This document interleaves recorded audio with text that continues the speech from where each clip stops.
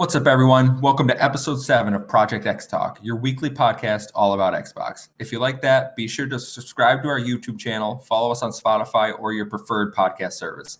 As it is Thanksgiving, we want to say thank you to all for the support we've been getting so far. Hopefully, we continue to grow and improve, and you'll help us with that. My name's Kevin. I'll be your host this week, and I'm joined by my wonderful co-host, Tom. How you doing, Tom? Happy Thanksgiving, everyone. I'm doing just fine, Kevin. And we also have a special guest joining us this week since Garrett and Amon are unavailable. We're joined by Dirt Griggity. For those that don't know you, why don't you introduce yourself, let them know where to find you, and tell us a little bit about you. Well, first off, thanks for having me, guys. I appreciate the invite. Yes, my name is Dirt Griggity. I have a YouTube channel. Pro Xbox channel, not a PlayStation bashing channel, but I'm pro Xbox. I do take shots occasionally, but check out my channel, Dirt Griggity. I also have a podcast on Monday evenings, 6:30 p.m. Eastern time called We Bleed Green Xbox Podcast. So stop on by and check it out. Everyone make sure to go check him out. He has some great content over there. Check out the videos, check out the podcast. It's good stuff, especially if you enjoy Xbox, as I assume most of our fan base does.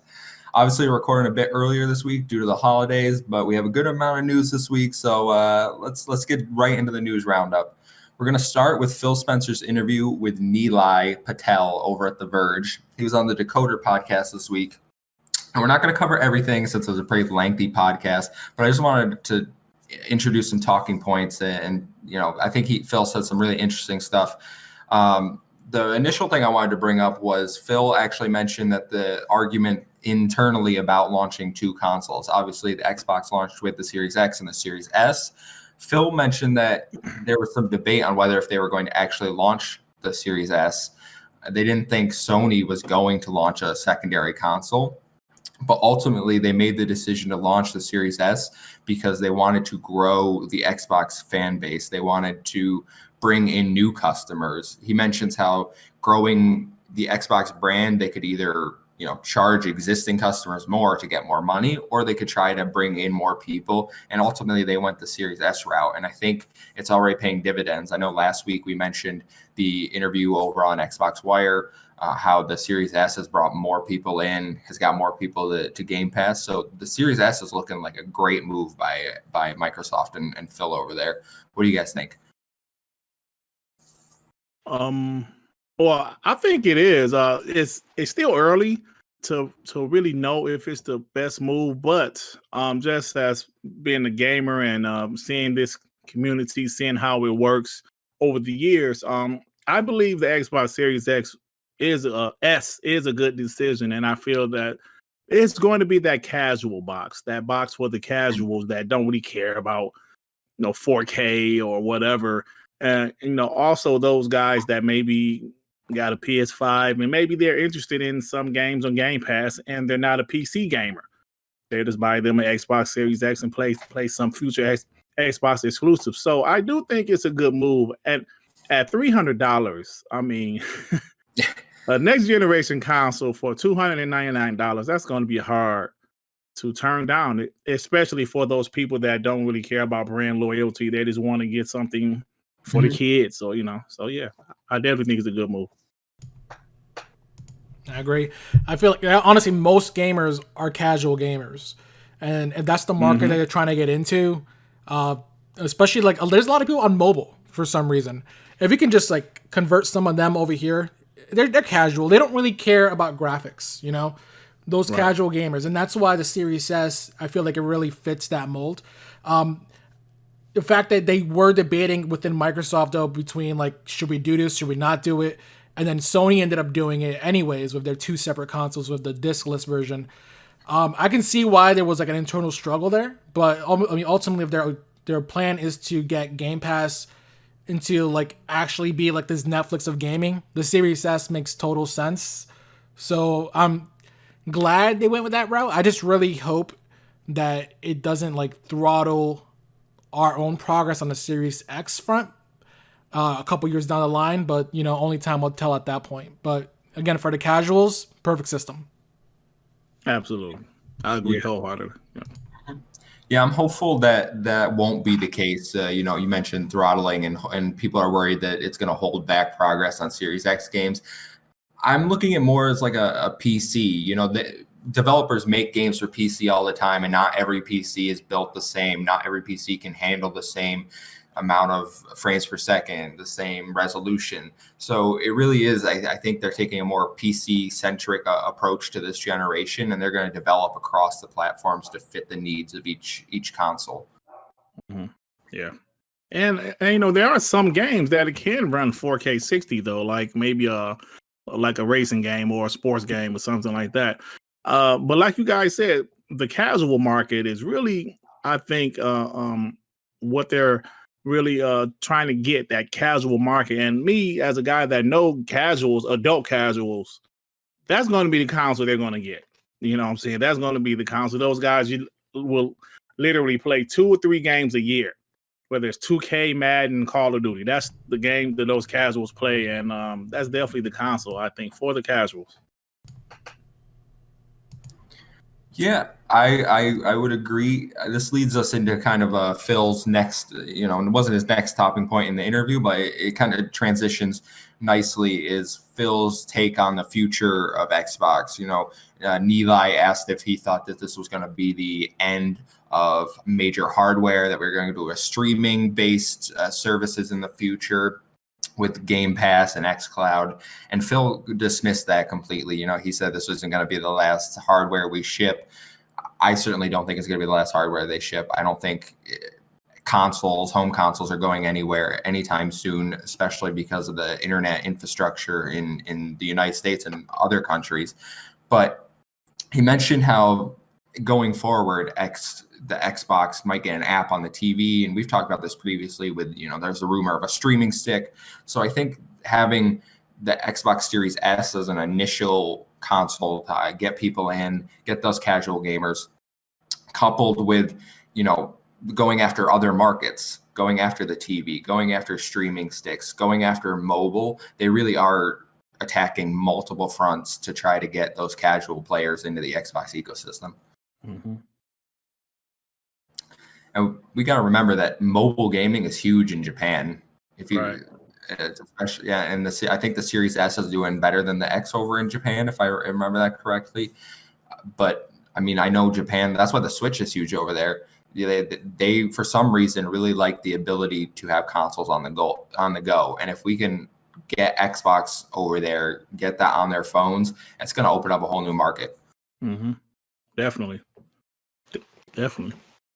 I just feel I just love the options. Me personally, as a hardcore gamer, of course, 95% of my time I'm going to be playing in front of a television. But you know, it's not all about me, right? It's about the world, and of Xbox can really reach some of those other gamers, like you mentioned, like Japan. They love to. Oh, I'm sorry, I thought my computer. Who you got? Hello. Yeah, Yeah, we hear you. Oh, I'm sorry, man. My monitor went off. I thought my computer went off. I'm sorry. yeah, all right. Like you guys mentioned about Japan, and they love the mobile games. If they can really reach those guys over there with maybe some Japanese games, maybe that's why I feel is really putting the emphasis on Japanese games, Japanese titles, because Sony doesn't seem to be. They're focusing more on the West, it seems like, and not as much as Japan. So if Microsoft can really get just some people with xCloud and have some of those great Japanese games over there, I believe that's a win for them. And yes, I mean, so you're absolutely right what you said. Mobile is big, and having options is great. I mean, who wouldn't want options? I know, like Netflix, most of the people usually play on their, I mean, like watch Netflix on their TV, but some people might watch it on their tablet or their phone also. So I love options.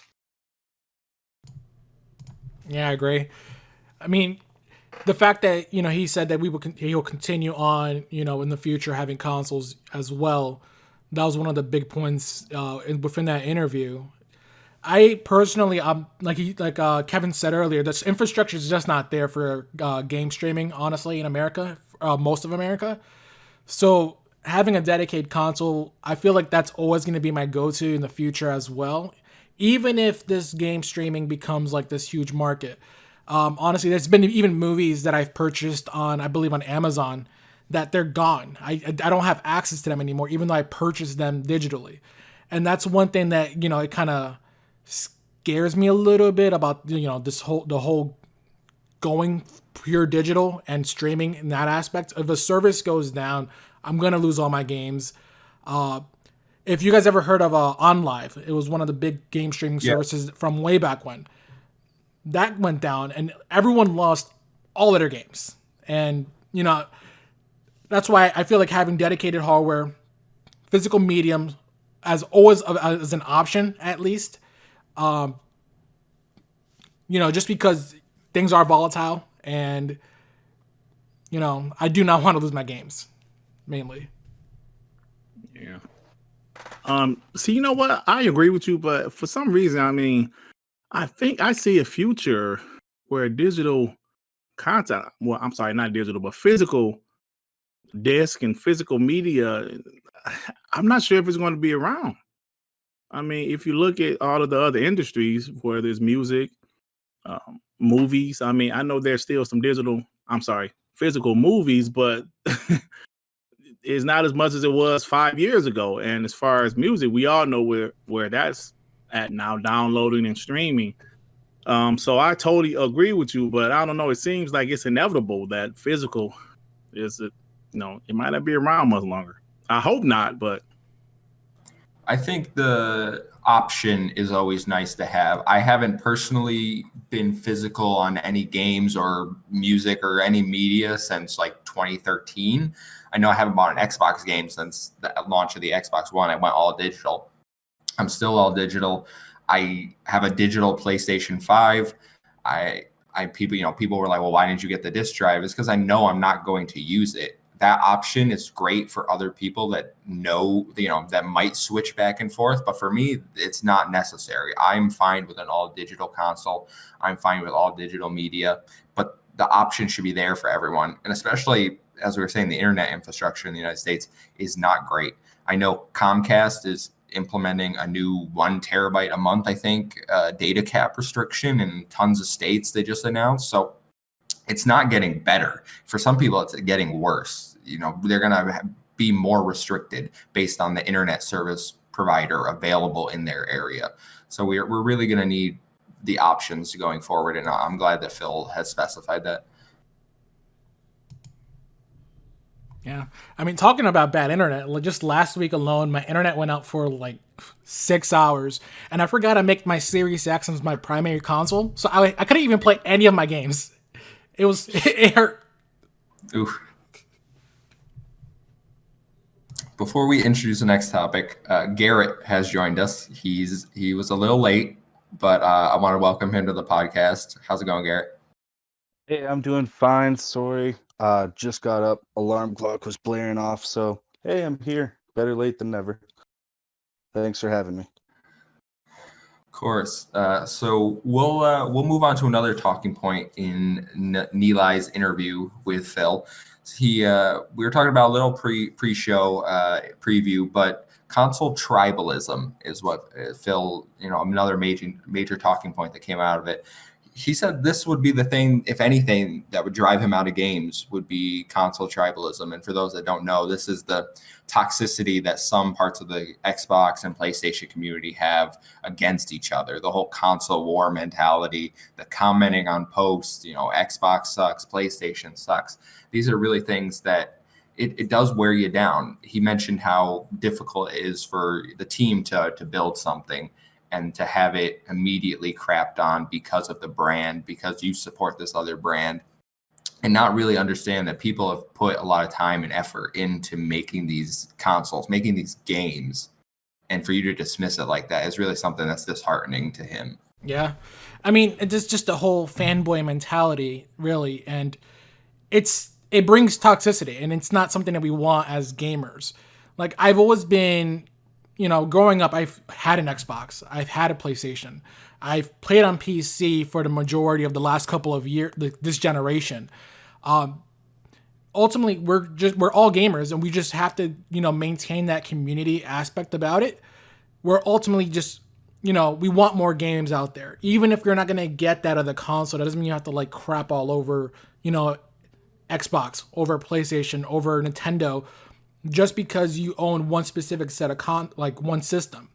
That's not the mentality you should have. And I'm not saying you have to go out and buy every single console out there. Especially, money is an issue, and you don't need to have every single console. But just that mindset that puts you into this caveman mentality where you have to bash other people.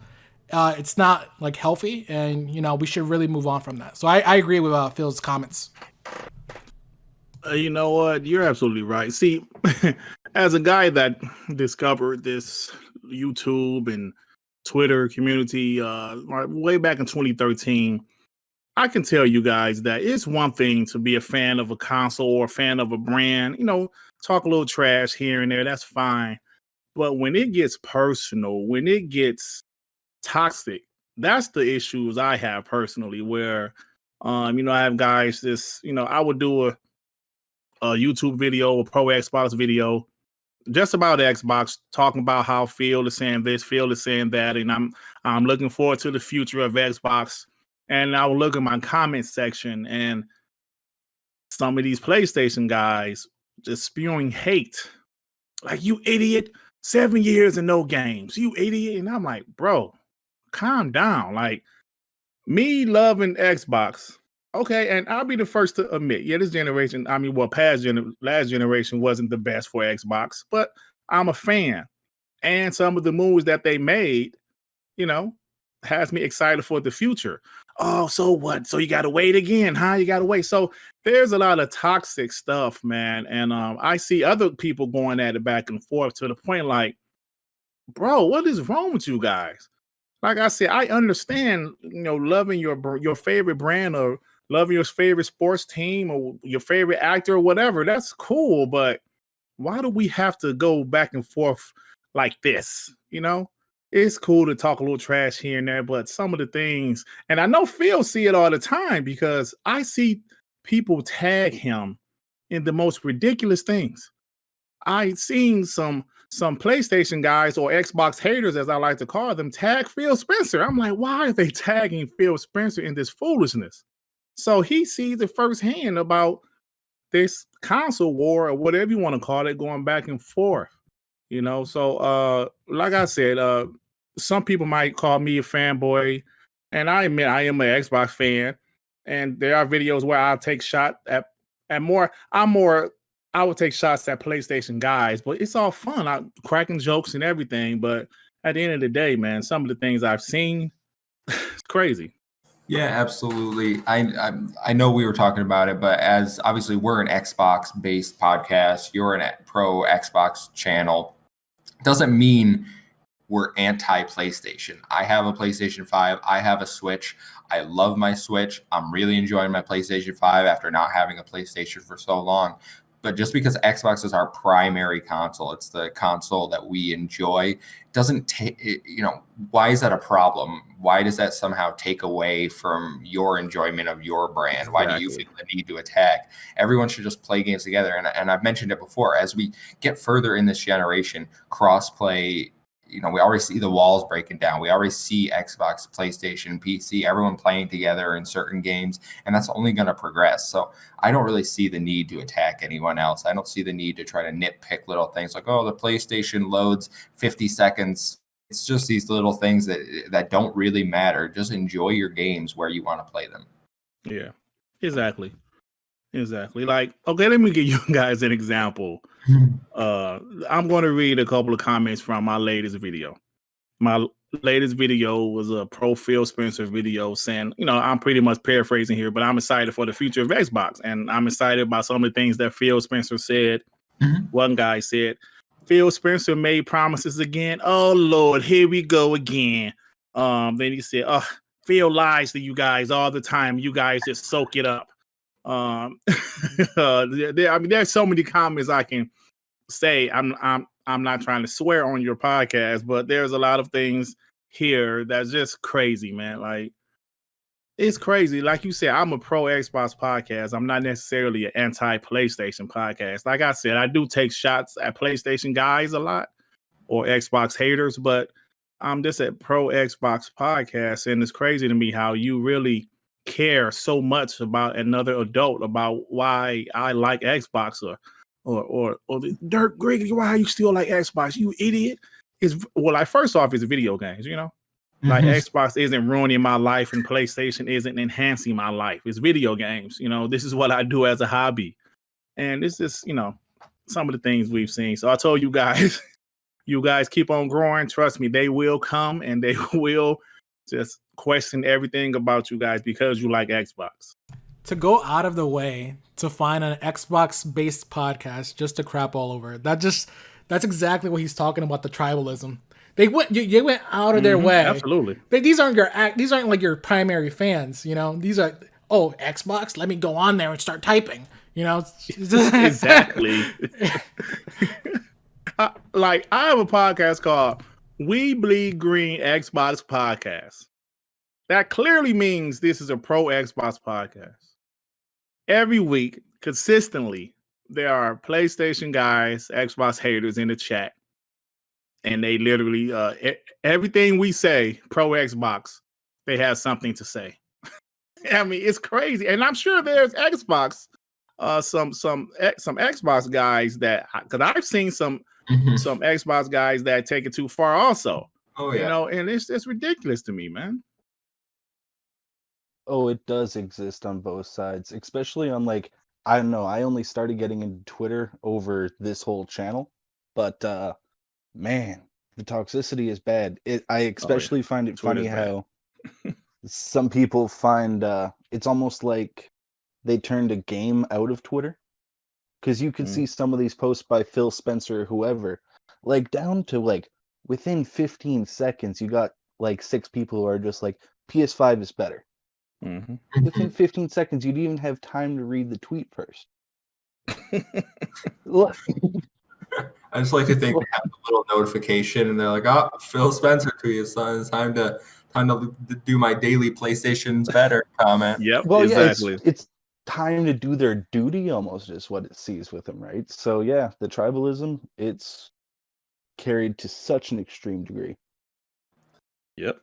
I'd like to think it's going to get better as Microsoft is going in a different direction than Sony. Sony's going the more traditional route, and obviously Xbox we're doing the Game Pass thing and getting it everywhere. So hopefully that limits it. Obviously, it's still going to exist to some degree. You're going to have your diehard fans, but I am hopeful in the future that we see less and less of this toxicity in the community. And can I say something right quick? Yeah. But at the end of the day, if we really look at the world, it's not just video games.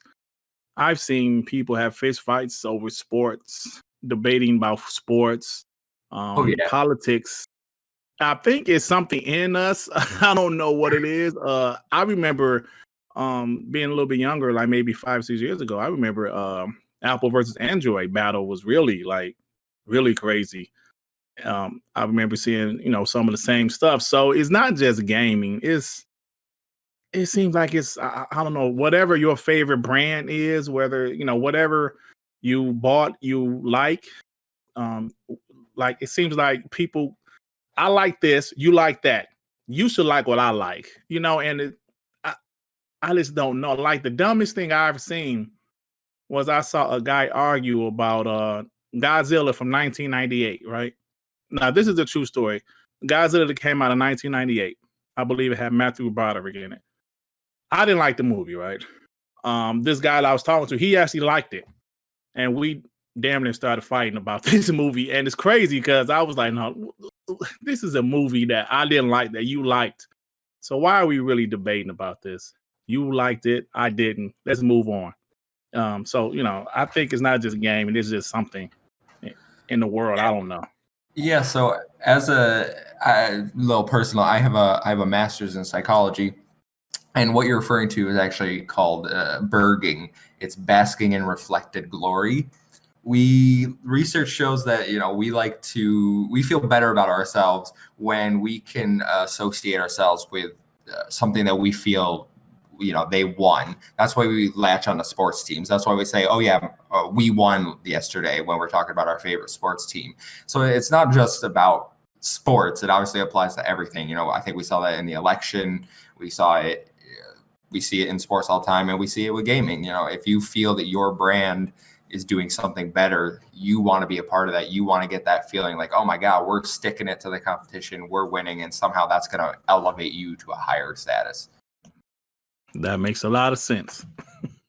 So the last topic I wanted to talk about from Phil's interview with Nilay over there is his comments about Halo and the launch lineup. Obviously, Halo Infinite got delayed, and he was asked by Nilay how he felt about the Xbox not having a console launch exclusive. Obviously, Phil has been nothing but open about his disappointment that Halo couldn't launch on the console. But he mentions that even without Halo, they're selling every console they have. They cannot keep them on the shelves. I think we're seeing that now. We're having bots still selling everything. Scalping is a big issue, as we discussed last week. But he also reiterated on his promise that new great games on the new platforms are coming, and they've shown that with their investment in first parties. We just got to unfortunately wait a little bit. So I wanted to get your guys' impressions on how you feel the launch lineup actually was. Was it as bad as everyone is saying? Was it, especially when you compare to Sony, that's what is happening. Everyone's comparing, well, we got Demon's Souls, we got Miles Morales. What does Xbox have? I think the launch lineup is okay. It's definitely not the best launch lineup. Like, I think last generation alone was a better launch lineup. This one, we had plenty of games to play still. We have Yakuza Like a Dragon. We have Call of Duty Black Ops Cold War. We have, Assassin's Creed Valhalla. So we have like one of every pretty much big genre out there at this point launching with the system. Like NBA 2K. We got a racing game with Dirt 5. So there's something there for everyone. So I thought the launch lineup was fine. Obviously we don't have any console launch exclusives. Like Demon's Souls, like you mentioned, and Miles Morales, but we have enough to play at this point that there's like no rush moving forward. I'm not worried about not really having anything to play currently. There's still plenty for me to touch on this console.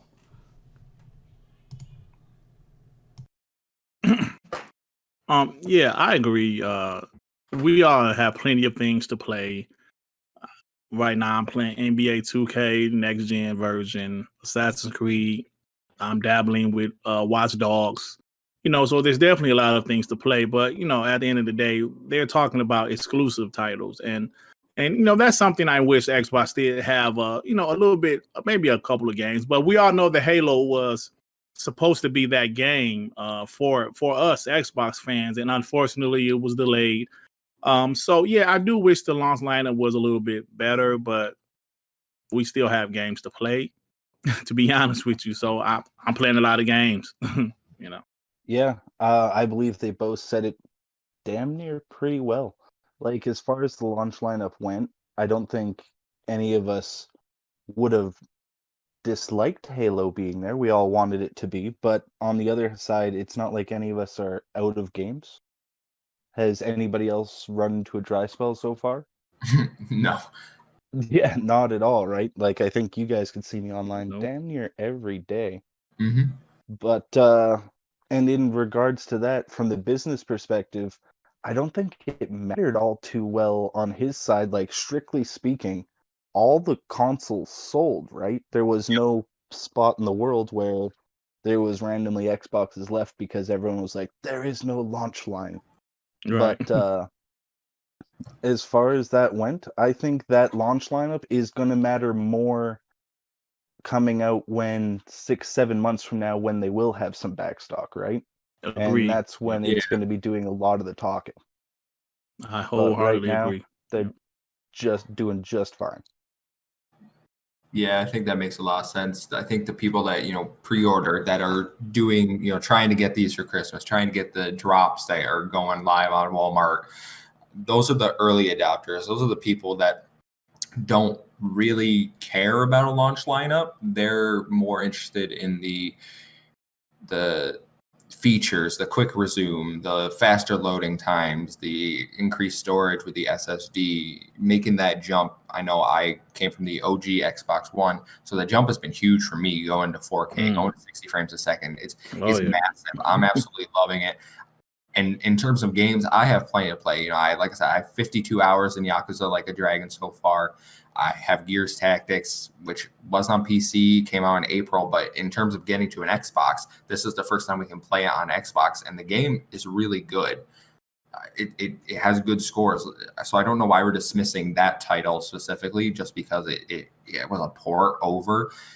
Xbox is the ecosystem. We're getting games on Xbox that have maybe been on PC, but we haven't had them. I know Microsoft Flight Simulator, that's going to come eventually, and I guarantee you people are going to want to play that on their Xbox. Not everyone has a PC to play these games. Mm-hmm. So I don't think just for the fact that there's no console launch exclusive, I don't really want to look at it like that. I think we have plenty of good games available on Xbox that people are playing. And like you guys said, when there is stock, when I can walk into Target and be like, I want an Xbox, and there's just shelves of Xboxes, that's when it's going to matter. Is there something besides multi-platform games to play? Is there the Halo? Is there Hellblade 2? Is there the new Fable game? That's going to decide for people. Do I go with the PlayStation that's over there on the shelf, or do I go with the Xbox? Right. And you know what? I think you guys are absolutely right. Because 2021 is going to be that year. I think it's going to matter a little more because the holiday season of 2021, I'm not saying all casuals will buy in 2021, but definitely more casuals will, because a console like the Xbox Series S, maybe on Black Friday next year, you can have a $50, like $50 off. It'd be going for $250, and that thing will move units. So I do think it's more important for the lineup next year than this year.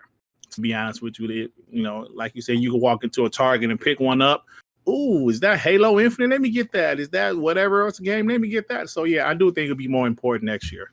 All right. So I mean, I agree with you. I think we're all in agreement there of when the launch titles are going to matter. And I think people have moved away from the launch titles more to a launch window type mindset. People consider Ratchet and Clank for the PlayStation that's supposed to be coming out in early 2021. That's a launch window. So I think we're kind of moving away from this whole you have to have the games day one. So we have lots of great games coming in 2021. I have no concerns about being able to play things on my Xbox. I'm going to have plenty to play now and in the future. So I want to move on to our next story, which is also from The Verge. It's from Tom Warren, and he's analyzing why the PS5 is currently outperforming the Series X, aka the most powerful console ever. So I think we've all seen the Digital Foundry comparison videos this week, and if you haven't, then you can go look them up real quick. But they compare games like Devil May Cry, Assassin's Creed Valhalla, Call of Duty Cold War, and we're seeing cases where the PlayStation 5 is actually outperforming the Series X. And people are making some bold accusations that Microsoft lied in their advertising, that it's not the most powerful console ever. So Tom Warren is kind of wanting to set the record straight a little bit. So he says he's been speaking to some developers that the differences could be, down to bugs, but also that the Xbox development environment is more complicated to build for, that Xbox Series X dev kits weren't delivered as early as the PlayStation 5 dev kits. So PlayStation, the developers had more time to optimize their games for it. They had more time to build in that system. So from everything I've seen, and I think Digital Foundry has backed this up as well, the Xbox is still a more powerful piece of hardware. It's just the developers haven't been able to fully, optimize, fully figure out how to utilize that hardware to make the games run better. Yeah, I was saying that the dev kits were sent out, more recently, as soon as like the early summer. And that doesn't give a lot of time for these developers who are already working on these games for a couple of years to, be able to formulate, all right, this is how we're going to get this to work well on the Xbox Series X, also the Series S, where PlayStation, like the guy in the article said, they had those dev kits out for who knows how long, but much longer than the Series X did. So definitely there's some work to be done there. Hopefully in the future they're able to go ahead and patch these games and better optimize them, and hopefully optimize their dev kit as well to make it a little easier for the developers to work on the new Xbox consoles. As it seems now, I mean, it's been pretty evident that the biggest examples, honestly, from Digital Foundries were mostly with the 120 FPS mode. For some reason, the PS5 is really outperforming the Xbox, specifically on that front. Besides the weird hiccups that it had on Assassin's Creed Valhalla, I think that's more of a bug issue that they have to iron out on their end. But definitely on the 120 FPS front with Call of Duty Cold War and with Devil May Cry, I'm hoping they iron that stuff out. Honestly, going into this generation, I've never expected, I'm going to get the Xbox because it's going to be the most powerful console. I've honestly always expected these two consoles to be, pretty similar performance-wise. So honestly, if I wanted performance, I'm going to be playing on PC anyways. Let's be honest here.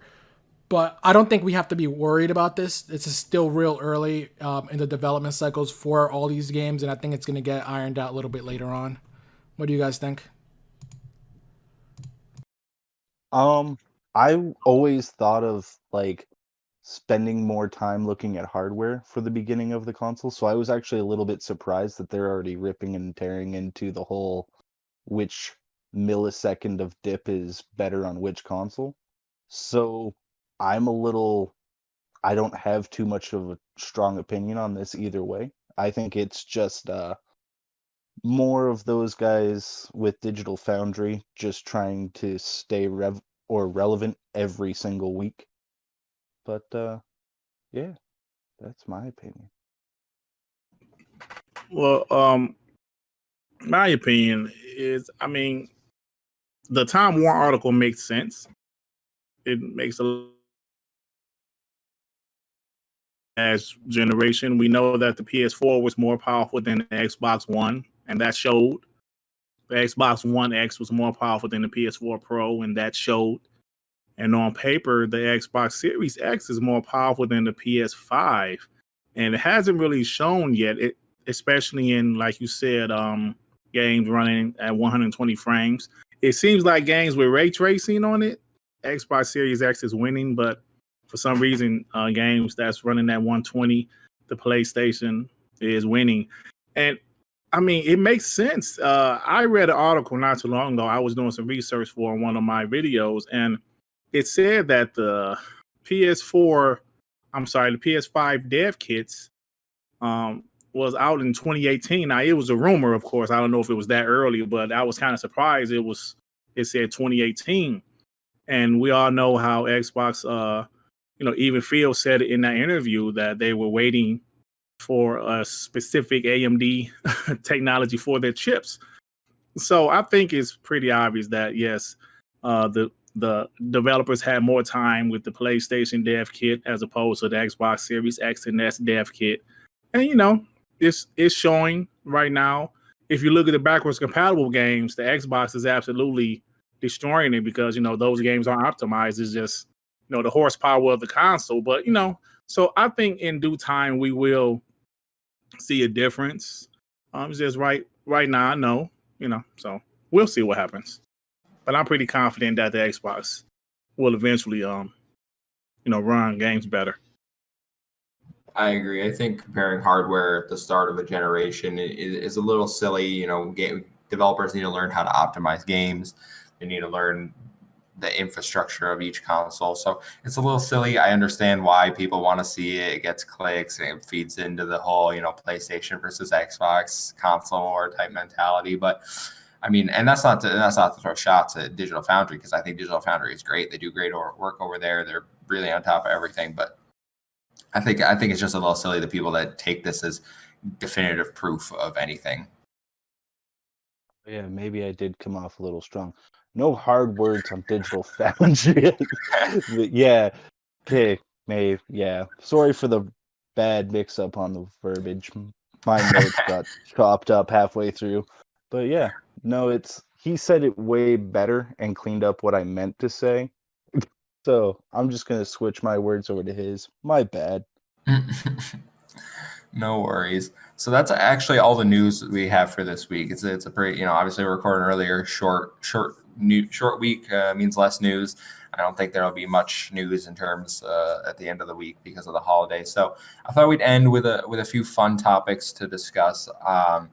This one comes from Aman, who unfortunately isn't here, but the question is, what non-established Xbox IP are you most excited for going forward, guys? Obviously, we've been talking a lot about future games that are coming to the system. So what non-established Xbox IP are you most excited for? Non-established. So Hellblade is established, so we can't say Hellblade, right? I would consider Hellblade established. I think the first one is pretty critically acclaimed. How about something we don't know what it is, but like the Initiative's new game? Okay. I'm looking forward to that. I mean, obviously, if it's Perfect Dark, that's kind of established, even though it's been years. Mm-hmm, yeah. So I'm really looking forward to whatever the Initiative is working on, because the talent that they are acquiring, man. I mean, wow, the talent they're getting for that studio, I can't wait to see what they're working on. So I'm going to say whatever the Initiative is working on. How about you, Tom? For me, definitely would be Avowed. Obviously it's by Obsidian, which is a pretty established, studio, but in terms of the game itself, it's a brand new IP. The reason this one has me extra excited, I'm expecting, an open world RPG. And if you've ever played the Pillars of Eternity, like PoE 1 or PoE 2, they're both really good games. The worlds are really in depth, and since this one takes place within an established universe, I'm still gonna count it because it's a separate, IP. That game really has me excited. I hope we get to see some more videos or information from it soon. Besides the one CGI trailer we had, and I'm definitely excited for that one. What about you, Garrett? I would have to 100% agree with him, but just in addition to it, it's going to be somewhat or semi-established studio, but State of Decay 3, I'm drooling over. After I saw that trailer, I'm just waiting for more news on. But Avowed definitely looks like it, especially with the physics spells that they were talking about, physics-based spells. I was let down in Skyrim that there wasn't that much magic to it. So when they announced that there was going to be a complete overhaul to the magic systems, I was like, yes. But yeah. Yeah, Avowed is certainly on the top of plenty of people's list, I think. I'm gonna go with a different one. I'm gonna say Everwild, and I'm gonna say I'm gonna say this with the disclaimer that I'm tempering my excitement because I haven't the slightest idea what the hell this game is. We only got the cinematic trailer, but I'm excited because it looks gorgeous. I love the art style, love the character design, love all the animal designs that we've seen. I'm just excited because it's by Rare, one of my favorite studios ever. Obviously, I'm not a big Sea of Thieves guy, so that kind of wasn't a hit with me. But I don't think this game's going to be anything like Sea of Thieves. I'm really looking forward to seeing more from this game. So my pick's Everwild. So going from things we're excited for, we're gonna look back. It's Thanksgiving. So we're gonna pick now a franchise that we're most thankful for. What Xbox franchise are you guys most thankful for that exists? You can give me a reason why. It doesn't have to be a very deep reason. It can be whatever you guys want. What franchise from Xbox are you guys thankful for this holiday season? I'd probably have to say I'm most thankful for Halo, or not Halo, but also Fable. And I'm so thankful that they're coming back into the fray with the new one. Probably my greatest trilogy of all times. Yeah. It's a pretty good one. You know what I'm thankful for? State of Decay, but let me explain. Okay. State of Decay, to me, out of all of the Xbox IPs, has the most potential. I love State of Decay 1. I love State of Decay 2. You know, I know the game, you know, it's not a AAA game, but I put like 60, 70 hours in State of Decay 2. I absolutely love the game. State of Decay 3, like you said, it looked great. When they showed that trailer, even though it was a CGI trailer, I said, right? I was like, oh my God. And I believe that franchise has the most potential. So I'm thankful for that franchise because I really feel moving forward with the budget that Undead Labs is going to have now. They've hired some folks. It's going to be a AAA game. I really feel State of Decay franchise will be up there. Maybe not quite up there, but up there with Halo and Gears eventually. I really feel it has that much potential. That's just me, but I feel it has that much potential. So I'm definitely thankful for State of Decay. Oh, you ain't alone with that thought. I love that series. Yeah, absolutely. All right. I'm thankful for Halo, mainly because it was my first actual online game I've ever played. Actually, no, that's RuneScape. RuneScape was my first online game I've ever played. Halo is the first competitive console-specific game I've ever played. It introduced me to so much. It introduced me how to trash talk online. I know 100 different mom jokes now. It's it brought me so much fun just growing up, and especially during the high school. Like, I spent so much hours on Halo 3 specifically, playing like in modes like Infection on custom lobbies, a bunch of free-for-alls, sniper-only lobbies. That game holds, like, it's real special to me. I spent so much, like, hours throughout the summer just playing Halo 3 specifically. And, it gets me really excited for, Halo Infinite to see if we get to see a resurrection of, the franchise again and actually be well established, sort of like how it was when Halo 3 was around. And, that's something to be thankful for, just purely based on the memories. What do you think, Kevin? Yeah, I know. I absolutely agree with you. When I was thinking of my answer for this, I considered Halo, considered all the fun times with my friends and my family in multiplayer modes, online modes. I considered Fable because that is one of my favorite RPGs of all times. But the series I went for, and it's if you guys have been listening to the podcast, which obviously people here have been because they've been with me, they've heard me talk about this series enough that I keep harking on about it. They're probably going to tell me to shut up. But I'm going to go with Banjo-Kazooie. That is the Xbox franchise I am thankful for. I know, obviously, it wasn't originally an Xbox franchise, but I'm going to count it because they own the IP. And I'm going to count it because Banjo-Kazooie is really the game that introduced me to 3D platform collectathon types games, which I still love. I've played Tamarin this year. I've played Astro's Playroom. I'm working through Sackboy, and these are games that without Banjo-Kazooie, we might not have. Obviously Mario 64. I still think Banjo is a better game than Mario 64. But the fact that I can play Banjo on Xbox right now, even though it came out so many years ago, the fact that games are inspired by this series, the fact that I can play Banjo in Super Smash Brothers, my favorite, Nintendo property, is just mind blowing to me. And I'm really thankful that Banjo was a game that got made and that we can still play it, and that it introduced people to a great character. And I hope that we get Banjo 3.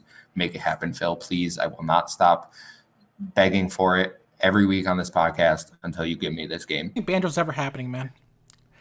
We hear it. We hear this every week. Banjo-Kazooie.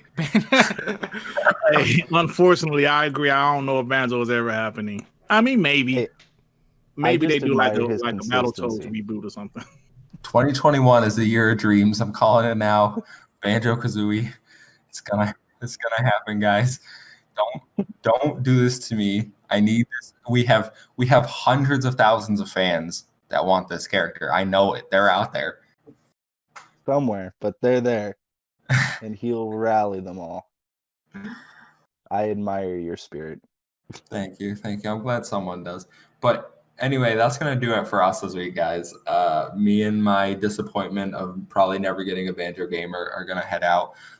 Before we go, I wanna thank everyone for listening. Wish everyone happy holidays, happy Thanksgiving if you're in the United States celebrating. And make sure to subscribe, like the video, follow us on Twitter, and you can follow each of us individually at our individual Twitter accounts. Tom, where can they find you? You guys can find me on Twitter at ChronicleTom. Garrett? Wayworn G. Dirt, where they can find you? Find me on Twitter at Griggity. And you can find me at the Muffin Mon. That's a 1 instead of an I. Thanks, everyone, and we'll see you next week. Bye.